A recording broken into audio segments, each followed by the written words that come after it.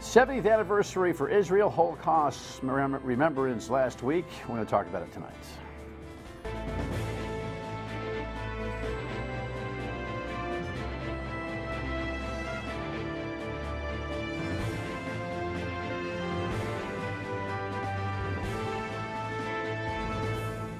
The Dan York State of Mind program is brought to you in part by Lookout Rhode Island and Takeo Comfort Solutions. You know, it's fascinating. The Washington news cycle moves so fast these days that things that we did last week seem like distant memories, whether they have anything to do with Washington or not.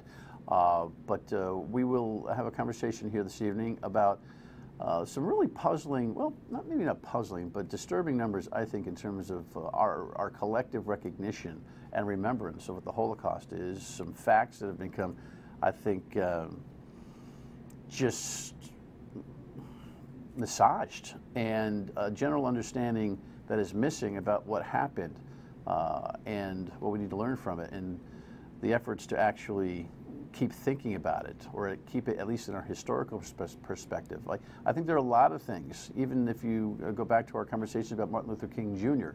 and in the African American population having less and less acute understanding or recognition of the specifics of his life and what he offered. And so time moves on, and if you don't pay attention to what's happened in history, you're doomed to repeat it, right? Isn't that what was said? Nice to have you in on this ugly, awful Patriots Day Monday, weather-wise at least. And, you know, the Sox were canceled. We'll talk about the race in a second. But of course, the big news is Jim Comey's interview. Headlines galore from the New York Times to the Washington Post, and it's hard to summarize this interview in one fell swoop, but here's what the president thinks about him. Here's CBS' latest one. We had it at post time. Did you watch James Comey's interview? President Trump ignored reporters asking him to respond to James Comey. The president tweeted earlier this morning saying Comey lied to Congress and that he, former Deputy Attorney General Andrew McCabe, and others committed many crimes. I knew this was a no-win situation. Comey gave a tell-all interview with ABC News' George Stephanopoulos Sunday night, where he called the president morally unfit to lead. And he said he believes the president tried to push him to drop the FBI investigation into former National Security Advisor Mike Flynn. The president says he didn't say that. Yeah. What am I going to do? He did. Was President Trump obstructing justice? Possibly. I mean, it's certainly some evidence of obstruction of justice. And Comey says it's possible the Russians have compromising material on President Trump. The White House has pushed back vigorously against Comey, saying he's a disgruntled ex-employee who's telling lies. He admitted to you that he purposely leaked information to a friend so that it would get into the media and trigger a special counsel. The White House says Comey is only interested in selling books. Well, that's baloney. I mean, this is fascinating. The people who don't like what's in a book will suggest that somebody who wrote a book only wants to, sell a book. Well, one of the purposes of writing a book is to sell a book, because if you don't sell the book, nobody knows what you wrote in the book, unless you're giving the book away for free, which is generally not cost effective. And so that whole thing is just a non-starter for me. I think there are a lot of questions as to what Jim Comey was thinking on a variety of different levels. But I think one of the things that has been missed by a lot of people, not all, but a lot of people in this conversation since he had the interview, and by the way, he's done some simultaneous interviews with USA Today, and I guess he's going to be running a 2-week tour, and we may be on Comey burnout by the time the end of the month occurs. But one of the things he suggested in that interview last night is that he does not want to see an impeachment process. That this is something that is really on the backs of the voters of America, and so I think he's taking this conversation to a whole different level that has a lot less to do with Bob Mueller's special counsel investigation, a lot more with our conscience. We'll talk more about it as we go over the next handful of days and weeks as Comey does his tour. I'd get the book, which means you'd have to buy it. All right, in the meantime, the president tweets his wazoo off. I mean, he's tweeting, like, he started on Friday, he kept going on Saturday, and it's all in preview. I mean, the guy is just a machine with his fingers, and I would just suggest you take a look at them all. It is amazing. Even today, he's still going after Comey because he can't let go of the whole thing. Listen, all this guy knows is how to punch. He's going to punch, and as he says, you punch me, I'll punch you 3 times harder. Somewhere along the line, he's going to be out of punches. I'm not sure when. I really have no idea. In the meantime, the headline out of Syria is something that, you know, we missed on Friday because we tape our Friday shows on Thursday. And doesn't it feel like a long time ago that we sent missiles into Syria? That's what I'm talking about in terms of how the news cycle moves so fast. But that impact seems to be minimal, even though the president says it's mission accomplished. He says with tongue in cheek. All right, there was a race today, and the Boston Marathon has the winner from Japan. And you know, he was kind of in that. That was a heck of a comeback because he was sitting there, you know, off the pace for a long period of time, and finally, America has broken through, and Ms. Linden from Michigan is the winner. She just broke away with about 4 miles to go. By the way, I know a lot of people complain about the weather. I'd rather run in 42 and raining than 85 and sunny, and we've had some of those before where people are dropping like flies. So we'll check up on the marathon experience on the radio, weekdays 3 to 6 on WPRO. In the meantime, headline from last week, Israel's 70th birthday celebrations. I don't know, is 70 feel like a short period of time or a long period of time to my guests? Depends on who you ask, I would say. Versus America's history, it's about 1/4 versus all that Israel's gone through. It's been a long run. Absolutely. In a lot of ways, right? Yeah. Welcome in. It's great to have Adam Greenman, who is the president and CEO of the Jewish Alliance of Greater Rhode Island, and Wendy's its director of membership community engagement, kind of the PR person in a way, right? I have some great PR backup back at the building to help with that. It's good to have you. Thank you. Thanks for having us. Take on the anniversary, executive summary, then we'll talk a little bit more. Yeah, I mean, for us in the Jewish community, this is a tremendous celebration, tremendous opportunity for celebration for all that Israel has gone through since they declared independence back in 1948, to go from this land in the desert to what is now a booming tech economy, a really innovative country, to go through all they've gone through. You know, we're celebrating. We've had about a year's worth of events at the Jewish Alliance and at the Dwayne's JCC celebrating this. We have a few more to go, culminating in a trip to Israel in October. To really see the land itself and to experience the art, the culture, the history, all that Israel has to offer, and a lot of which gets lost in the sort of the day-to-day of coverage of the Middle East, which, you know, as you said earlier, around Syria, it's a dangerous part of the world. Yeah, we'll talk about that and some of the waning understanding of the Holocaust, which I think is alarming, but.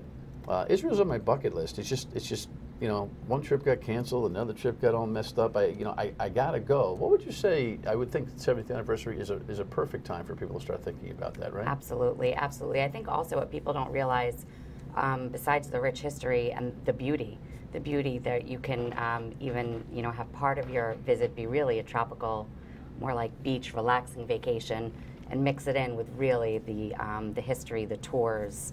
And everything that it has to offer.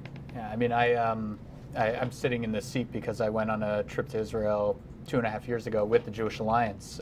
Was working at United Way at the time and had the opportunity to join the Alliance on a trip, and it was my first time there, and it was life-changing. I mean, it reconnected me to my Jewish identity, to my everything that I had grown up with, and you can't go there and not feel connected to 6,000 years of history. It really was just an incredible, life-changing experience. Yeah, whether you're Jewish, Christian, right? Because there's just so much religious history there. But it's fascinating that you talk about, hey, you throw in a beach weekend. I'm not sure unless you're intimately involved, been there, experienced the whole thing, or a travel agent like my wife, who does a lot of these trips. It's a cool place to hang. It's a very cool place. The Middle East, I think, brings a little bit of attention convention to people these days. Absolutely. Even though there's not a lot of fighting going on right now, there's always a tension that surrounds a trip to that place, but it's generally safe and fun in addition to just historical and political and all that kind of thing. Most people who go on tours, and there's, you can correct me if I'm wrong, there's an IDF, there's somebody from the military with you the entire time, and we have a few colleagues that got back very recently, and they've said they've never felt safer. So that's what really everybody says when they return. And that was your experience? Yeah, usually we had somebody who was former military with us the whole time, and it was a completely safe trip. It's actually interesting. When we were in Jerusalem, I said to our security guard, there was an absence of what you see when you go to Washington D.C., which is the guys with their rifles and the sort of overt security. And he said to me, "Don't worry, they're there. We just don't need to be as public about it." And the technology, everything else that they have, it's there, and it is. At no point did I feel unsafe when I was there. It's a wonderful place to visit. So in addition to that 7th decade anniversary, there's a conversation about the Holocaust that's not so pleasant, and we'll talk about that when we come back. Stay with us.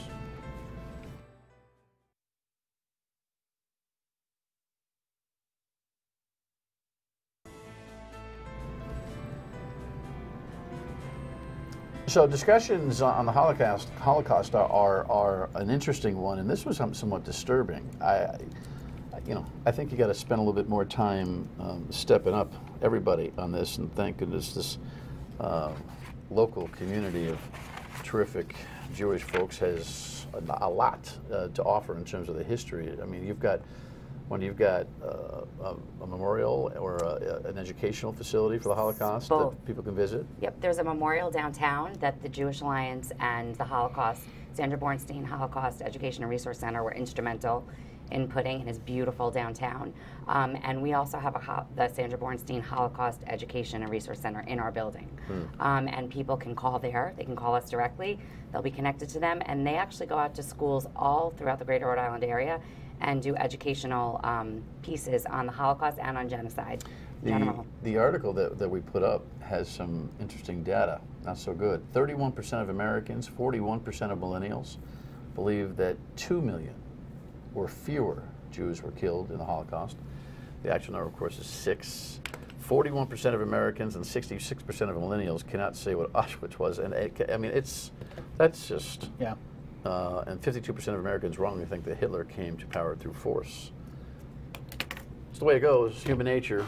Time goes on and people remember less. Those numbers bother you? Absolutely, they bother me, they bother all of us. I think I started my career as a history teacher, and I think the challenge is that you try to cram hundreds and hundreds of years worth of history that by the time you get to the end of the year, it's World War II, and you're breezing through that part of the history. And unfortunately, as time goes by, we're also losing each day more and more Holocaust survivors. And I remember when I was a kid, we would have them come and speak to us at school, and that was incredibly powerful. And those opportunities are becoming less and less. And so we need to be finding newer and innovative ways to tell this story, because history, unfortunately, has a way of repeating itself. And we've seen, there are genocides happening in our world today because people forget, and we need to do better at doing this, and we've got the resources in our community to help teach that. Last week we brought in a special speaker that went out to speak at dozens of schools in conjunction with Holocaust Remembrance Day, and we have resources that are available year-round that if people contact us at the Jewish Alliance, we're more than happy to connect them to the Bornstein Center. Yeah, it's interesting that you say there are so few who experienced the Holocaust who are left. When you said that, I hearkened back to a time, maybe 40 years ago. I had a job as a clothing salesman at a store in North Jersey where I grew up. And there were 2 stores, and they were very prominent in North Jersey. And they were owned by 2 survivors of the Holocaust.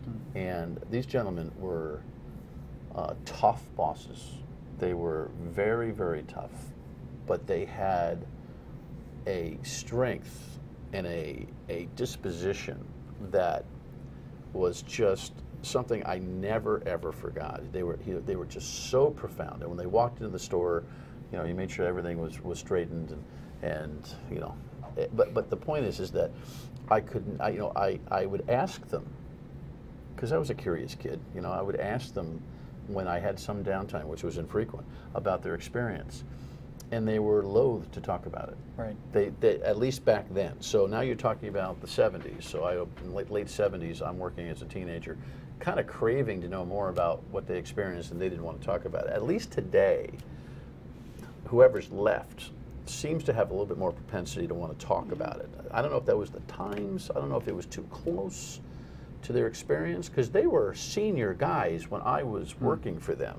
Do you find that the dynamics have changed a little bit that way? I think so. I think, Absolutely. yeah, I think that there's a desire to, as we get further and further away from it, to make sure that those stories continue to be told. And as we get to a place where those who are left were on the relatively young side when the Holocaust happened, their experience was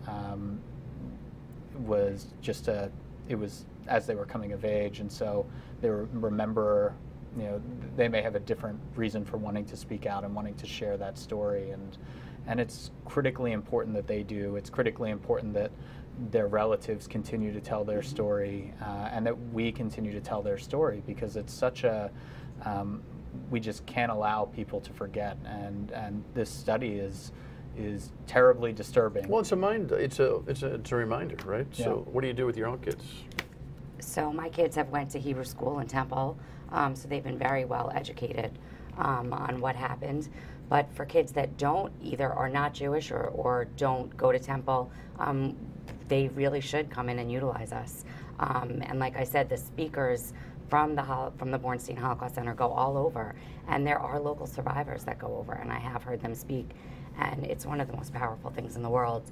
And they must be in their mid-80s at least, Yep. minimally. There are very few left, and last week's Holocaust Remembrance ceremony at Temple Emmanuel was very moving, and there were many survivors and families of survivors. Right. I think your point is well made. I don't think this is a Jewish person's only mission to remember what. This is a historical nightmare that obviously is felt intimately if you're Jewish, but it has to be felt nearly as intimately by any American or a person who there were 11 million enjoys people their freedom, killed. right? So there are 6 million Jews, but there were 11 million in total. Right. So if you were black, if you were gay, if you were transgender, if you had a medical disability, any kind of emotional disability, you were thrown in that bunch with us. And so it's really it's a human. It's everybody needs to know about it. When we come back, two people found each other. It's kind of an interesting story. Stay with us.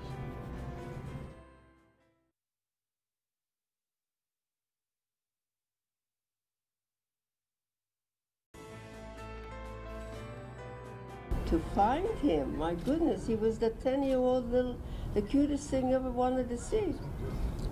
But this man, I don't know who he is, frankly. But little Simon resides in him. So, you know, you love little Simon, you love old Simon. What?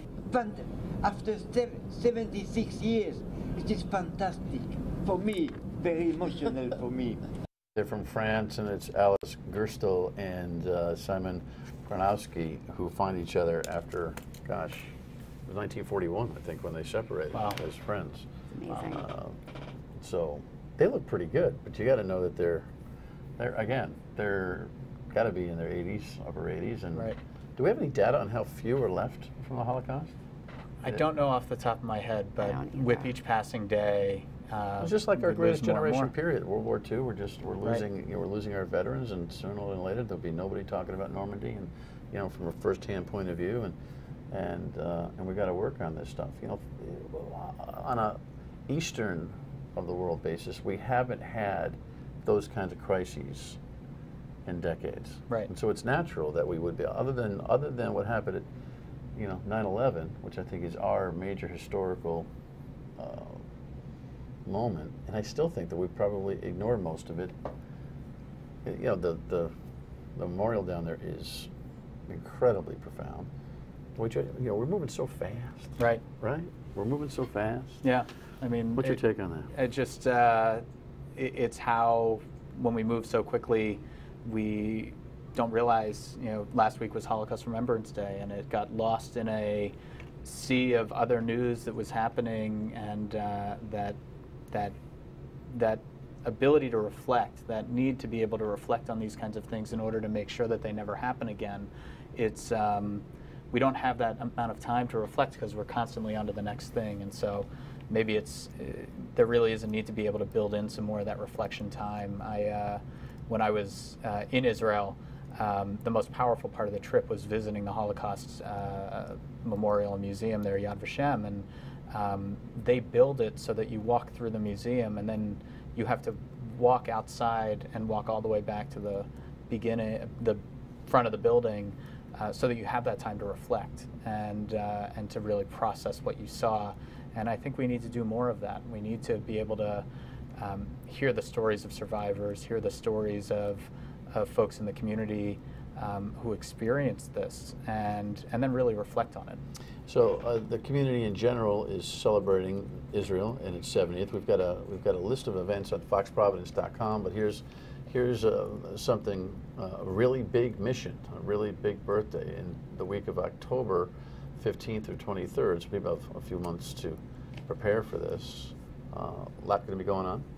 Talk to me about it. So Adam can speak more to the mission. In our building for this week, we have a lot going on. We have a big concert on Thursday night, and just a lot of fun little things throughout the week going on to celebrate Israel at 70. Okay, so those events are on foxprovidence.com. You should check them out. But what's going to happen in October? Yeah, so we're hoping to take a big group of Rhode Islanders to Israel with us.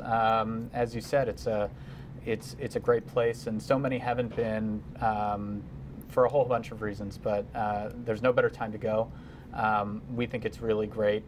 This isn't just a trip that's open to the folks who connect with the Jewish Alliance. I really want to see us bring a huge Rhode Island contingent to go see and experience this wonderful country as it celebrates its 70th anniversary, and that's what we're hoping to do. Take people around, see the history, see the old city, see the beauty, see the culture, and experience great Israeli food and great Israeli art, and really see how far they've come as a country over the last 70 years, really from something that was quite simple to what is now an extremely high-tech, extremely innovative country. And you wanted to make a point that it's open to everybody, and that the alliance and the business that you guys do day in, day out is open. It's open to to the whole everyone. community. We're based on Jewish values, which are human values. So we are open to everyone. We have an incredible state-of-the-art fitness center, heated indoor pool. We have an early childhood center. We have basketball courts. We host a senior meal site Monday through Friday. We have the whole gamut, from cradle to rocking chair. We can accommodate something else for everyone, and we're open to the entire community. All right, cool. So again, all the events this week, foxprovidence.com, check it out. The link. Got a final thought on our discussion today? Just thanks for having us, and thanks for bringing this conversation to the public. Again, it's so important. Yeah, we got to brush up. Yeah, we got to brush up before it just goes right by us. Yeah. Have a great week. Thank you. Congratulations. Thanks, Final word when we come back.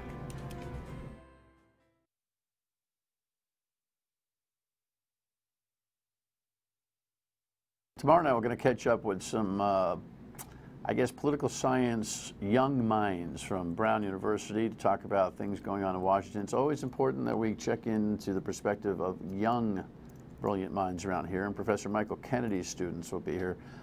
Michael is a very opinionated sociologist, so this ought to be quite the conversation. We'll see you on the radio at 3 tomorrow, of course, until 6 on WPRO. Stay dry. We'll have a real spring soon. See ya.